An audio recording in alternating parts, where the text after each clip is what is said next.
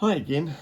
The last story I'm going to share with you is called Ruby's Worry by Tom Percival.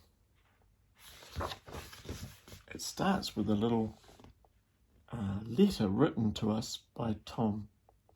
Dear reader, this is a book about a girl who can't get rid of a worry.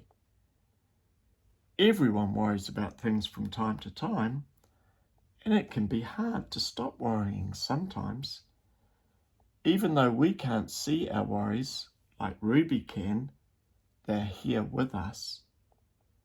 Ignoring them can sometimes make them worse.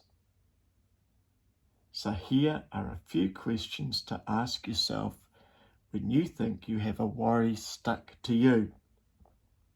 What am I feeling? Sad? Angry? Or anxious? Or maybe even all three? What could be causing me to feel this way? And the most important one, who can I talk to about it?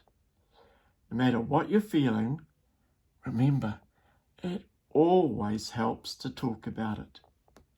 So be open, be honest, be you. Love to everyone from Tom, the author. So here's Ruby. She looks pretty happy. We'll see what happens. Ruby's Worry by Tom Percival. And the story is dedicated to the Peregrines class at Gastrel's Community Primary School 2017. Thank you for all your great pictures. It's pretty cool, isn't it? Ruby loved being Ruby. She loved to swing up high. And she loved to explore wild, faraway places. Sometimes she even went all the way to the very bottom of the garden. Ruby was perfectly happy until one day she discovered a worry. It wasn't a very big worry. In fact, it was so small that at first Ruby hardly noticed it. But then the worry began to grow. Each day it got a little bit bigger. It just wouldn't leave her alone. It was there at breakfast time, staring at her over the cereal box, and it was still there at night time when she cleaned her teeth. The funny thing was that no one else could see Ruby's worry, not even her teacher. So Ruby pretended that she couldn't see it either. She tried to carry on as if everything was normal, but it just wasn't. The worry was always there, stopping her from doing the things she loved. Ruby wondered if the worry would ever go away. What if it didn't? What if it stayed with her forever?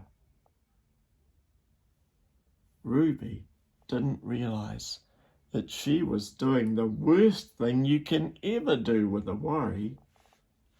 She was worrying about it.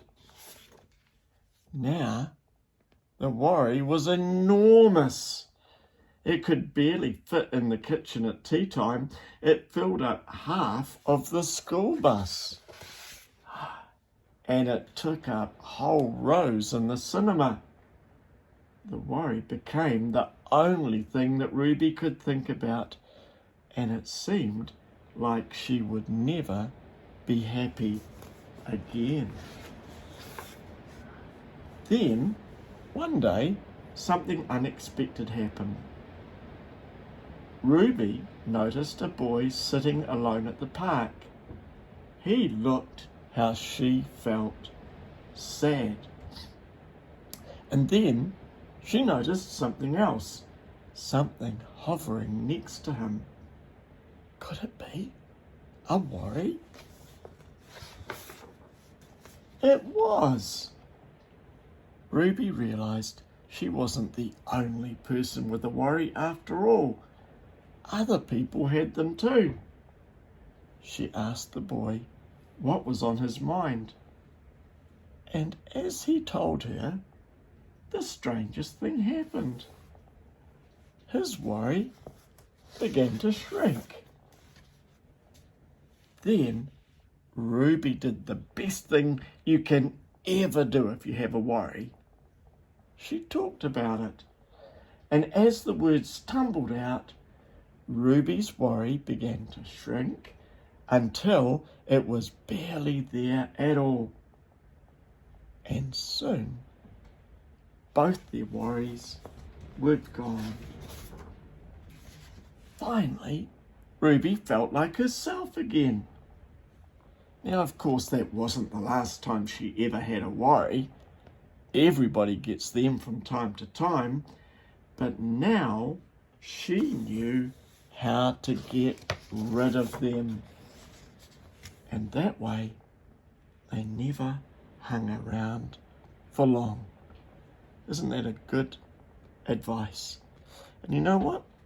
When you want to talk about your worries, find someone you can trust, like mum or dad, maybe big brother or sister, certainly your teacher, and of course, me as well.